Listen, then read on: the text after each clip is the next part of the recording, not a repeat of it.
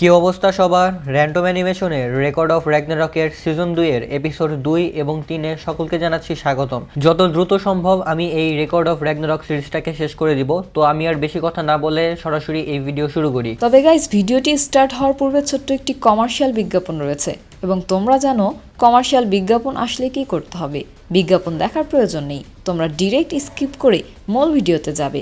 ডেসক্রিপশনে যাও, সেখান থেকে ডিউরেশনে ক্লিক করো। হ্যালো বন্ধুরা, আজ আমরা এমন একটি অ্যাপ সম্পর্কে তোমাদের বলতে চাই যে অ্যাপটির অফিসিয়াল পার্টনার হচ্ছে পিএসজি। আর এখানে অনেকগুলো ম্যাচ খেলে ল্যাপটপ, আইফোন, স্মার্ট ওয়াচ ও আরও অনেক ক্যাশ প্রাইজ জেতার সুযোগ রয়েছে। আর এই অ্যাপটিতে সকল ধরনের লাইভ ম্যাচের রেজাল্ট দেখতে পারবে এবং এই ম্যাচের স্কোর অনুমান করে গেমও খেলতে পারবে। যেমন কোন টিম জিতবে, কোন টিম কত রান করবে, কে সর্বোচ্চ স্কোর করবে। এছাড়া বিভিন্ন ধরনের গেম রয়েছে, সেগুলো খেলেও ইনকাম করতে পারো। আর রেজিস্ট্রেশনের সময় আমাদের যে প্রোমো কোডটি রয়েছে অলোক1, এটা ব্যবহার করলে প্রথম ডিপোজিটে 26,000 টাকা পর্যন্ত বোনাস পেতে পারো। আর এই টাকা তুমি খুব সহজেই বিকাশ, ব্যাংক এবং অন্যান্য সহজ পদ্ধতির মাধ্যমে উঠাতে পারো। তো আর দেরি কিসের? ডেসক্রিপশনে প্রোমো কোড এবং পিন কমেন্টে প্রোমো কোড সহ সাইন আপ লিঙ্ক রয়েছে, সেটা ব্যবহার করো এবং ক্যাশ প্রাইজ জিতো। আর এখানে আরেকটা কথা মনে রেখো, আমরা যেই বিজ্ঞাপন দেই না কেন, অনলাইন থেকে টাকা আয় করা এত সহজ কোনো ব্যাপার নয়। তোমরা কোনো আর্থিক ক্ষতির সম্ভাবনা রয়েছে এমন কোনো ওয়েবসাইটে যাবে না। তো চলো এবার মূল ভিডিওতে চলে যাই। এই এপিসোডের শুরুতেই আমাদের হারকিউলিসের পাস্টকে দেখানো হয়। এখানে আমরা প্রাচীন গ্রিক শহরকে দেখতে পাই। এখানে একটা ছেলেকে বেশ কিছু ছেলেরা মিলে অনেক বেশি বিরক্ত করছিল, তারা এখানে ছেলেটাকে মারছিল। এরপরে আমরা ছোট্ট হারকিউলিসকে দেখতে পাই। হারকিউলিস সেই ছেলেটাকে বাঁচানোর জন্য সে নিজেই তাদের সাথে ফাইট করা শুরু করে। এর কিছুক্ষণ পর আমরা দেখতে পাই হারকিউলিস নিজেও মার খেয়ে মাটিতে পড়ে আছে। সেই ছেলেটা তখন হারকিউলিসকে বলে, আমাকে বাঁচাতে গিয়ে তুমি কেন মার খেলে? হারকিউলিস তখন বলে, অন্যদেরকে বাঁচাতে আমার অনেক বেশি ভালো লাগে। আসলে হারকিউলিস প্রত্যেকটা মানুষকে বাঁচানোর জন্য প্রত্যেকটা ঝামেলার মধ্যেই জড়িয়ে পড়তো, আর আশেপাশের মানুষরা বুঝতেই পারতো না হারকিউলিস কেন প্রত্যেকবার এরকম ঝামেলার মধ্যে জড়ায়। এরপরে আমরা দেখতে পাই সেখানে থাকা কিছু মানুষ একটা শূকরকে শিকার করার চেষ্টা করছে, তবে হারকিউলিস মধ্যে এসে সেই শূকরটাকে বাঁচানোর চেষ্টা করে, তবে সেই শূকরটা উল্টে এসে হারকিউলিসকেই গুঁতো মেরে উড়িয়ে দেয়। এরপরে আমরা সেই শহরের জিউসের মূর্তিকে দেখতে পাই। সেখানে তারা সেই শূকরটাকে পুড়িয়ে তার মাংস খাচ্ছিল। সেখানে সেই ছেলেটা অর্থাৎ হারকিউলিসের বন্ধু হারকিউলিসের জন্য কিছুটা খাবার নিয়ে আসে। তখনই এপিসোডের শুরুতে দেখানো সেই দুইটা ছেলে চলে আসে যারা তাদের বিরক্ত করছিল। তারা এখানে এসে হারকিউলিসকে বলে, ওই দেখো জিউসের হাতে যে কাপটা আছে, সেই কাপের মধ্যে একটা লিকুইড আছে, তুমি যদি সেটা খেয়ে ফেলো তাহলে তুমি অনেক বেশি শক্তিশালী হয়ে যাবে। সে আরো বলে সেই কাপের মধ্যে জিউসের রক্ত মিশানো আছে, এ কারণে যে সেটাকে খাবে সে অনেক বেশি শক্তিশালী হয়ে যাবে, তবে শুধুমাত্র যোগ্য লোকেরাই এটা করতে পারবে। যেহেতু তোমার মধ্যে সেই যোগ্যতা নেই, তাই তুমি যদি সেটা খাও তাহলে তুমি জ্বলে পুড়ে মারা যাবে। এসব বলে সেই ছেলেরা সেখান থেকে চলে যায়। হারকিউলিস তখন মনে মনে ঠিক করে নেয় তার যেভাবেই হোক না কেন সেই শক্তিটা দরকার। সে আসলে সবসময় অন্য মানুষদের সাহায্য করতে চাইতো। এরপরে আমরা ভালহাল্লাকে দেখতে পাই। এটা হচ্ছে 1000 বছর আগের সিন। সেখানে এবার ভোটিং হচ্ছিল যে মানুষদেরকে বাঁচিয়ে রাখা হবে নাকি হবে না। এখানে 74% দেবতারা ভোট দেয় যে মানুষদেরকে বাঁচিয়ে রাখা হবে না। সেখানে থাকা একজন দেবতা তখন হারকিউলিসকে তার স্ক্রিনে দেখতে থাকে। লোকি তখন বলে, তাহলে ফাইনালি আবারও মানুষদের জীবন হুমকির মধ্যে আছে, তবে তাদেরকে শেষ করার জন্য আমাদের মধ্যে থেকে কে যাবে? সেখানে বসে থাকা শিবা তখন বলে, মানুষ জাতিকে শেষ করার জন্য এবার আমি যাব। তবে তখনই হারকিউলিস হাত তুলে বলে, না, মানুষ জাতিকে শেষ করতে আমি যাব, কারণ আমি তাদের সকলকে শেষ করে নতুন একটা জাতি শুরু করব। এরপরে আমরা দেখতে পাই গ্রিক শহরের সব লোকেরা বুঝে গেছে যে দেবতারা এবার তাদেরকে মেরে ফেলার জন্য আসছে। এরপর অ্যারিস তার সকল সেনাদের নিয়ে সেখানে চলে আসে। অ্যারিস তাদের সবাইকে হাঁটু গেড়ে বসে পড়তে বলে। তখনই হারকিউলিস সেখানে চলে আসে। হারকিউলিস বলে, আমি যতদিন বেঁচে আছি ততদিন তুমি এই মানুষদের কোনো ক্ষতি করতে পারবে না। অ্যারিস তখন হারকিউলিসকে একটা লাথি মেরে সেখান থেকে উড়িয়ে দেয়। সেখানে থাকা অন্য লোকেরা চিন্তা করতে থাকে এই হারকিউলিস ছেলেটা আসলে কত বেশি পাগল, সে একটা দেবতার সাথে ফাইট করার জন্য যাচ্ছে। এরপরে হারকিউলিস উঠে আবারও সেখানে চলে আসে। অ্যারিস তখন হারকিউলিসকে বলে, আমার তোমার সাহসকে অনেক বেশি ভালো লেগেছে, কিন্তু আমি তোমার মতো একটা মশার সাথে ফাইট করতে পারবো না। তুমি যদি আমার সাথে ফাইট করো তাহলে তুমি মারা যাবে। তখনই আমরা দেখতে পাই হারকিউলিস জিউসের হাতে থাকা সেই কাপের লিকুইডটা খেয়ে ফেলে, যেটার মধ্যে জিউসের রক্ত মিশানো ছিল।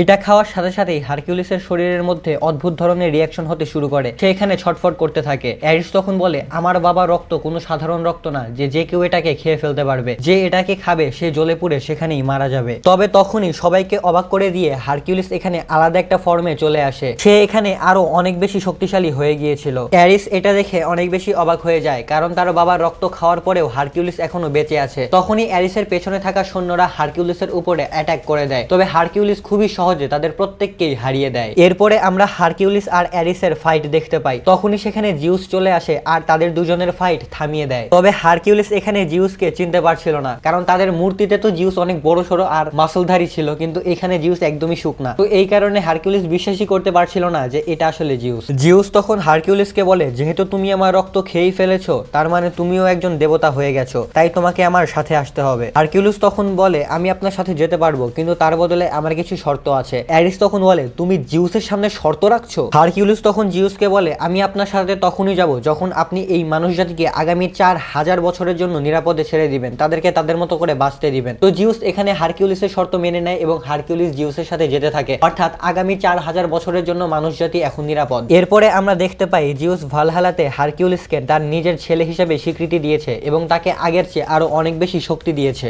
আর এভাবেই মূলত হারকিউলিস আর অ্যারিস সৎ ভাই হয়েছিল। এরপরে আমরা বর্তমানে হারকিউলিস আর জ্যাক দ্য রিপারের ফাইট দেখতে পাই। এখানে জ্যাক হারকিউলিসের উপরে অনেকগুলো ছুরি একবারে ছুঁড়ে মারে, হারকিউলিস এগুলোকে ডজ করছিল। এরপরে আমরা দেখতে পাই জ্যাক দ্য রিপার অনেক উঁচুতে উঠে তার একটা অ্যাবিলিটি ইউজ করে হারকিউলিসের উপর অনেক স্পিডে ছুরি ফেলতে থাকে। হারকিউলিস এগুলোকে ডজ করতে পারে না, এই প্রত্যেকটা ছুরি হারকিউলিসের শরীরে লাগে। আমরা দেখতে পাই গ্রিকের লোকেরা এখানে হারকিউলিসের ফাইট দেখতে এসেছিল। এরপরে আমরা দেখতে পাই হারকিউলিস তার হাতে থাকা অস্ত্রটাকে একটা ইগলে কনভার্ট করে ফেলে। এরপরে সে বাতাসের মধ্যেই সেটাকে চালায়, যে কারণে জ্যাক দ্য রিপারের ছুরিগুলো এবার জ্যাক দ্য রিপারের দিকে যেতে থাকে। এটা দেখে জ্যাক দ্য রিপার অনেক বেশি ভয় পেয়ে যায়। সে নিজের ছাতার মতো অ্যাবিলিটি ইউজ করে এগুলোকে ব্লক করার চেষ্টা করে, কিন্তু তারপরেও কিছু ছুরি তার লেগে যায়। এরপরে আমরা দেখতে পাই জ্যাক দ্য রিপারের একটা চোখ ড্যামেজ হয়ে গেছে, একটা চোখ সম্পূর্ণ লাল হয়ে গেছে, আর জ্যাক সেই চোখ ব্যবহার করে হারকিউলিসের অরা দেখতে পায়। এখানে হারকিউলিসের অরা অনেক বেশি পাওয়ারফুল ছিল। এরপরে জ্যাক দ্য রিপার আবারও দাঁড়িয়ে সেখানে নাচতে থাকে আর একটা গান বলতে থাকে, London bridge is broken down, broken down.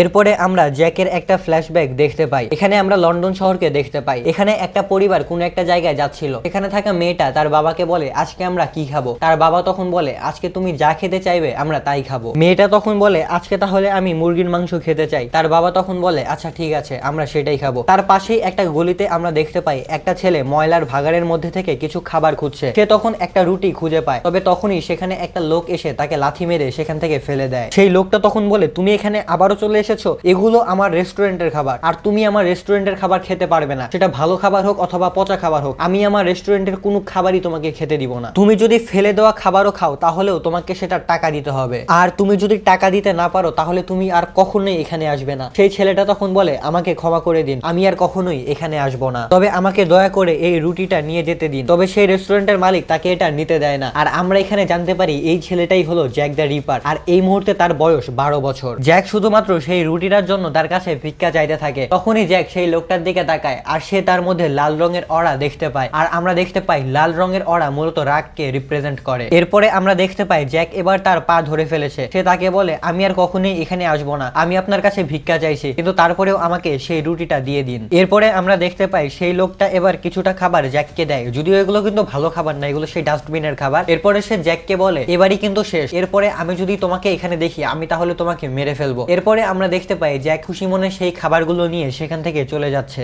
Jack এখন সেই খাবারগুলো নিয়ে তার মায়ের কাছে যায়। তার মায়ের নাম ছিল ম্যারি। ম্যারি এখানে জ্যাককে জিজ্ঞাসা করে, তোমার হাতে কি হয়েছে? মনে হচ্ছে কেউ তোমাকে মেরেছে। জ্যাক তখন বলে, না আমার কিছুই হয়নি, আমি ঠিক আছি। তখন তার মা তাকে বলে, না এতে করে তুমি ইনফেক্টেড হয়ে যেতে পারো। এরপরে ম্যারি তার কিছুটা কাপড় ছিঁড়ে জ্যাকের হাতে বেঁধে দেয়। ম্যারি তখন সেখান থেকে কিছুটা টাকা উঠিয়ে বলে, আমি এগুলো দিয়ে তোমার জন্য ওষুধ কিনে নিয়ে আসবো। জ্যাক তখন তার মায়ের আত্মাকে দেখে, আর সেটা হলুদ রঙের ছিল, অর্থাৎ তার মা অনেক বেশি দয়ালু ছিল। এরপরে আমরা দেখতে পাই জ্যাক তার মায়ের জন্য একটা গিফট নিয়ে আসে। সে যখন তার মায়ের কাছে আসে তখন সে দেখতে পায় তার মা এখানে কান্না করছে। জ্যাক তখন সেখানে থাকা একজন মহিলাকে জিজ্ঞাসা করে, আমার মায়ের কি হয়েছে? সেই মেয়েটা তখন বলে, এই লোকটা তোমার মাকে বলেছিল যে সে তোমার মাকে বিয়ে করবে, কিন্তু সে এখন অন্য একটা মেয়েকে বিয়ে করে ফেলেছে। এরপরে জ্যাক তার মাকে পানি দিয়ে বলে, সবকিছু ঠিক আছে, আমি সবসময়ই আপনার সাথে থাকবো। তবে তখনই ম্যারি প্রচন্ড রেগে তাকে বলে, আমার গায়ে হাত দিবে না। এরপরে সে সেখান থেকে চলে যায়। ম্যারি তখন জ্যাককে বলে, আমি তোমাকে এ কারণেই বাঁচিয়ে রেখেছিলাম কারণ সেই লোকটা বলেছিল বলেছিল যে সে আমার সাথে থাকবে, তোমার বদলে সে আমাকে অনেক বেশি টাকা দিবে, কিন্তু এরকমটা কিছুই হয়নি। এরপরে ম্যারি জ্যাকের উপরে একটা বই ছুঁড়ে মারে,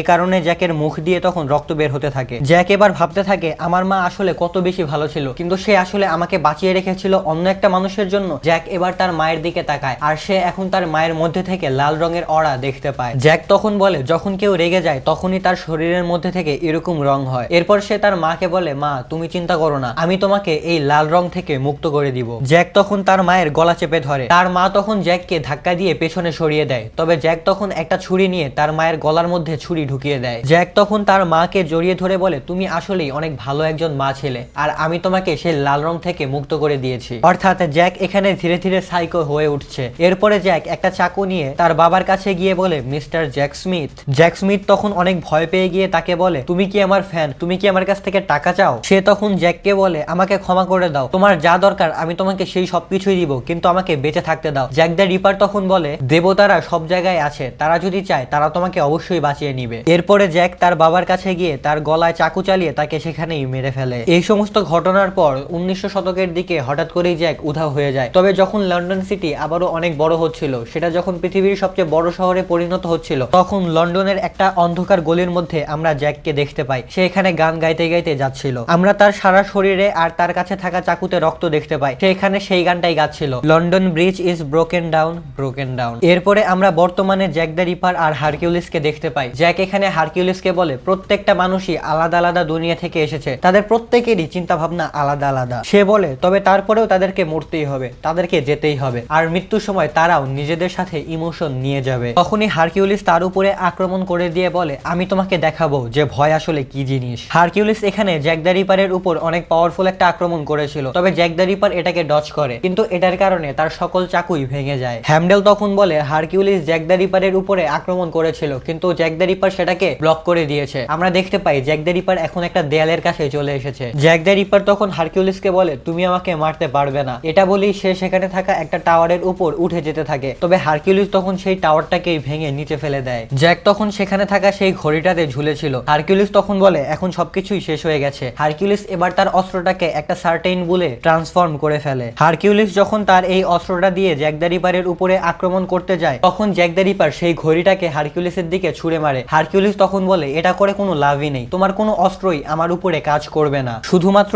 ডিভাইন অস্ত্রগুলোই আমার ক্ষতি করতে পারবে। তখনই দেখা যায় সেই ঘড়িটার কারণে হারকিউলিসের একটা হাত কেটে গেছে। এটা দেখে সেখানে থাকা প্রত্যেকটা দেবতারাই একদম শকড হয়ে যায়। হারকিউলিস তখন বলে এবার আমি বুঝতে পেরেছি, এই চাকু বা পেন্ডেন্ট কোনো কিছুই মূলত তোমার ডিভাইন অস্ত্র না, তোমার ডিভাইন অস্ত্র হচ্ছে তোমার হাতে থাকা এই গ্লাভস, যেটাকে তুমি নিজের ইচ্ছা মতো যখন খুশি তখন ব্যবহার করতে পারো। লোকি তখন বলে এতক্ষণ এই জ্যাক দ্য রিপার আমাদের সবাইকেই বোকা বানাচ্ছিল, আর আসল অস্ত্র হচ্ছে তার এই হাতে। এইসব শুনে অ্যারিস একদম শকড হয়ে যায়। অ্যারিস তখন বলে এখন তোমার কি হবে হারকিউলিস? এদিকে গোল তখন ব্রুয়েলডাকে বলে ব্রুয়েলডা তুমি কি আগে থেকেই সবকিছু জানতে? আমাকে বলো তুমি কি প্রথম থেকে এগুলো জানতে? ব্রুয়েলডা তখন বলে হ্যাঁ আমি আগে থেকেই এগুলো জানতাম। এখন আমাদের একটা ফ্ল্যাশব্যাক দেখানো হয়। এখানে ব্রুয়েলডা একটা মেয়ের কাছে গিয়ে বলে তোমাকে জ্যাক দ্য রিপারের ভ্যালকেরি হতে হবে। সেই মেয়েটা তখন বলে আমি অন্তত জ্যাক দ্য রিপারের সাথে মিলে ফাইট করব না, আমি তার ভ্যালকেরি হব না, সে অনেক নিকৃষ্ট আর জঘন্য একটা মানুষ। আমরা যখন কারোর সাথে মিশে যাই তখন সে আমাদের সম্পূর্ণ শক্তি পেয়ে যায়। আমি অন্য যে কারো ভ্যালকেরি হতে রাজি আছি, কিন্তু আমি জ্যাক দ্য রিপারের ভ্যালকেরি হতে চাই না। তারা দুজন এই ব্যাপারটা নিয়ে ঝগড়া করতে থাকে। হঠাৎ করেই সেই মেয়েটা এই রুমে অনেক ডার্কনেস ফিল করতে পারে। তখনই তার পেছনে জ্যাক দ্য রিপার চলে আসে।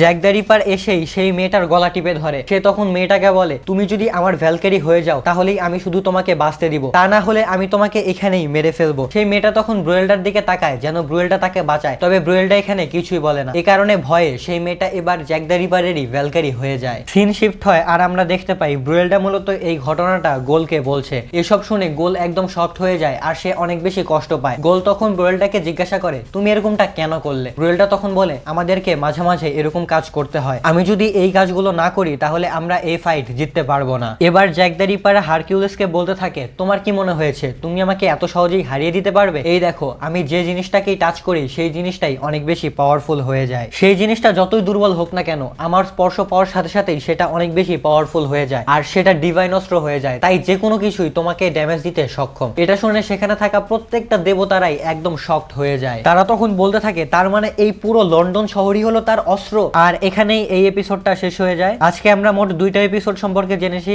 এপিসোড 2 আর এপিসোড 3। আগামীকালকের ভিডিওতে তোমরা এপিসোড 4 4 আর এপিসোড 5 এর কাহিনী জানতে পারবে। আজকের মতো আমি এখানেই বিদায় নিচ্ছি। ভালো থাকো, সুস্থ থাকো, আল্লাহ হাফেজ।